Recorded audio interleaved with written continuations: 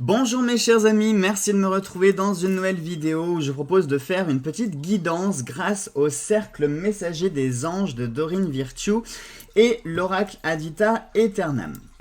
Alors, je vous ai déjà fait une première vidéo avec ce jeu que je trouve fantabuleux en fait. C'est une méthode, c'est un support de travail qui est vraiment exceptionnel.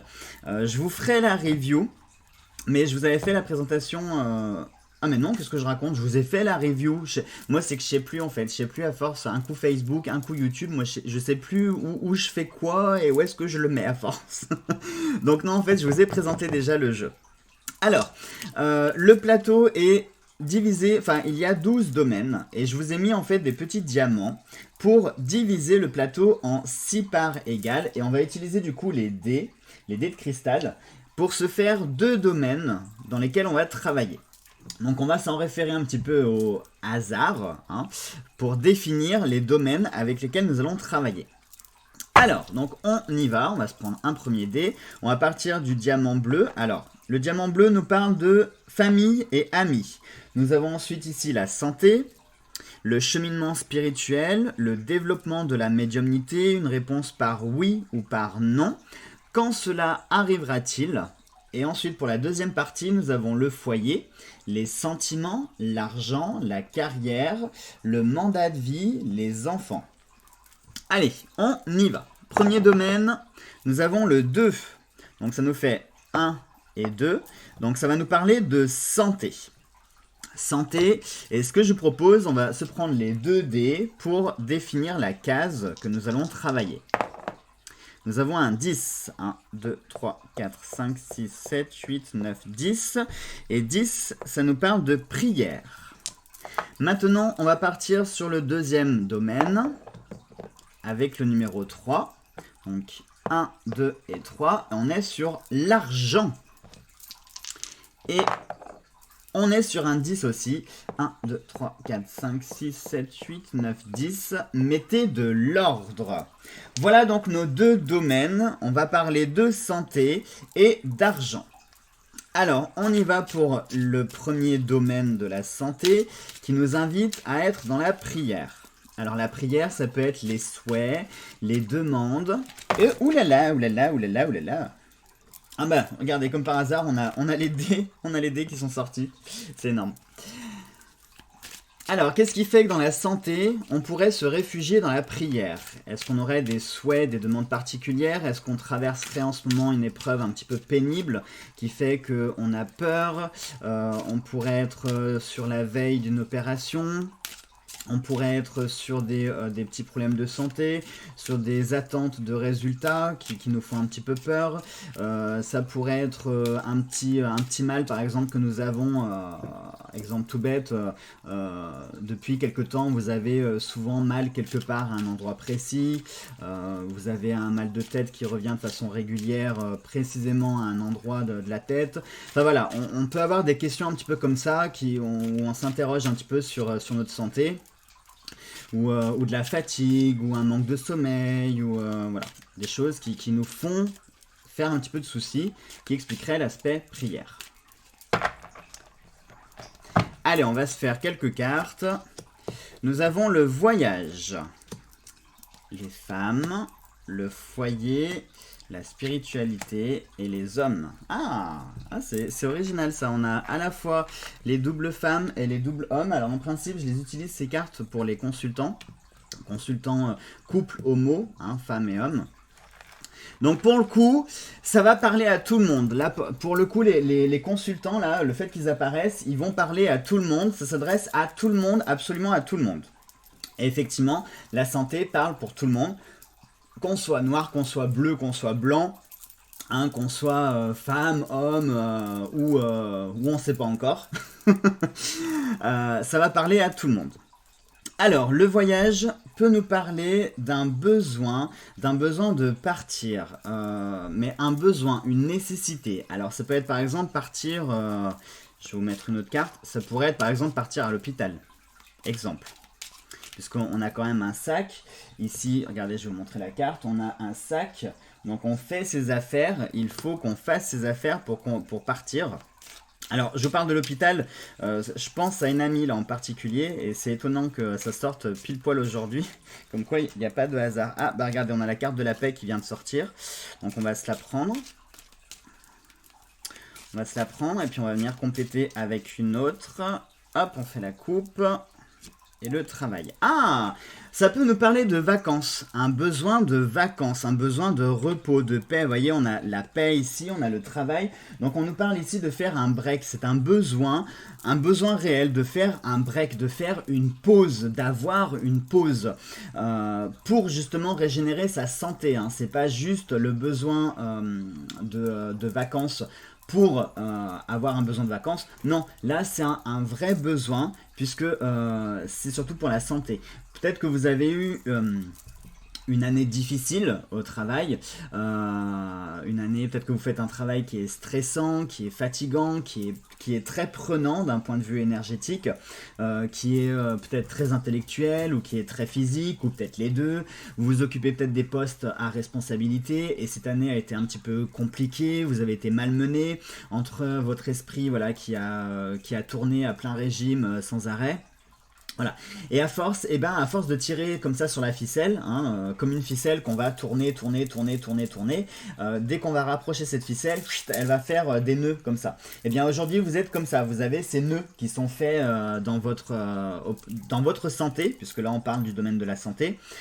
Vous vous êtes trop donné, vous vous êtes trop investi et vous avez besoin, un réel besoin de faire un break, un réel besoin de partir, de voyager, de faire une pause. Et une pause, voilà, avec tout ça. C'est-à-dire qu'il va falloir, hein, c'est pas une option. Que vous ayez l'argent ou pas, on n'a pas besoin d'argent pour partir en vacances. On peut très bien, par exemple, si on n'a pas les moyens de payer un hôtel, tout ça, on peut très bien se faire des sorties tous les jours en revenant chez soi le soir, mais on peut très bien aller se balader tous les jours, couper un petit peu tout ce qui nous embête du quotidien. On fait comme si on était en vacances, hein. Si on cherche à nous joindre, désolé, je suis en vacances, je suis pas disponible, même si vous restez chez vous. Mais voilà, il faut apprendre à couper les choses et il va falloir penser à vous, il va falloir penser à votre santé. Vous voyez, en plus on a le foyer ici, donc le foyer va nous parler de ce qui nous ressource, de notre cocon, de notre lit aussi. Et notre maison, voyez ces vacances pour vous recentrer, vraiment pour penser à vous et uniquement à vous. Il va falloir vraiment prendre soin de vous. Faites ce que vous avez envie de faire. Si vous avez la possibilité de pouvoir dormir jusqu'à midi, eh bien dormez jusqu'à midi. Si vous pouvez voilà, aller vous balader, si vous pouvez essayer également la période des vacances, hein, c'est pas... comment dire ? Très souvent en vacances on se lâche, hein, on va manger gras, trop sucré, etc. Alors attention là aussi de ne pas faire des excès, hein, parce que là on est vraiment sur le domaine de la santé. Donc les vacances à la base c'est pour se refaire aussi une santé, c'est pour se couper du monde. Donc faites ce que vous n'avez pas forcément l'habitude de faire, hein, on va plutôt être dégusté par exemple des fruits, des smoothies, des choses comme ça, des choses qui sont bonnes pour la santé. Profitez-en voilà, pour vraiment vous refaire une santé. Hein. Pareil les vacances, le but du jeu des vacances, c'est pas de faire un maximum d'activités dans la journée, hein, non, on fait ce qu'on a envie de faire, comme on veut le faire, au moment où on veut le faire. Si on a envie de rien faire du tout de la journée, eh bien ne faites rien, ne vous forcez pas à faire des choses parce que vous vous dites, oh là là, j'ai qu'une semaine, il faut que je maximise un maximum. Waouh, alors ça, dans le genre pas français, c'était pas mal.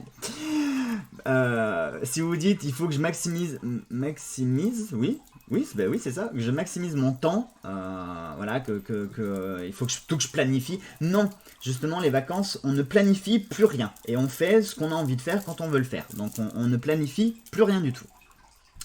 Et bien sûr le côté spirituel, c'est l'esprit, hein. Ça c'est, j'ai pas besoin de vous l'interpréter, c'est l'esprit. Là, comme par hasard, on est sur la santé, on est sur la prière. Là, on a l'esprit qui ressort. Donc, votre esprit, hein, votre âme est fatiguée et elle a besoin, mais vraiment, elle a besoin de faire une pause et de tout mettre en pause. Donc, accordez-vous cette pause, imposez-vous cette pause, que vous ayez ou non le budget pour partir en vacances. Imaginons, vous n'êtes pas encore en vacances, hein, vous travaillez. Eh bien, votre temps libre, consacrez-le justement à faire des choses qui vous détendent. Et quand vous vous mettez dans votre temps libre, c'est-à-dire on éteint l'ordinateur, on éteint le téléphone, vous n'êtes disponible pour personne. À part une urgence bien sûr, hein, mais vous n'êtes disponible pour personne. Et même les urgences, s'il y a moyen de pouvoir les déléguer à d'autres personnes, hein, moi je sais pas, qu'est-ce que je pourrais vous dire, par exemple vous êtes, je sais pas moi, vous avez un travail à haute responsabilité, eh bien essayez de regarder avec un collègue qui occupe un poste équivalent, si vous ne pouvez pas un petit peu lui déléguer les choses urgentes pour éviter justement qu'on vous contacte et qu'on vienne vous embêter, vous rajouter du stress, etc. Non, là vraiment imposez-vous cette pause qui est nécessaire. Voilà donc mes chers amis pour cette première guidance sur le domaine de la santé. Et maintenant on va passer sur le domaine de l'argent. Oulala, on va se détendre, On a le paranormal et les ténèbres qui sont sortis. Ah ah, ça c'est intéressant. Paranormal, ténèbres pour l'argent.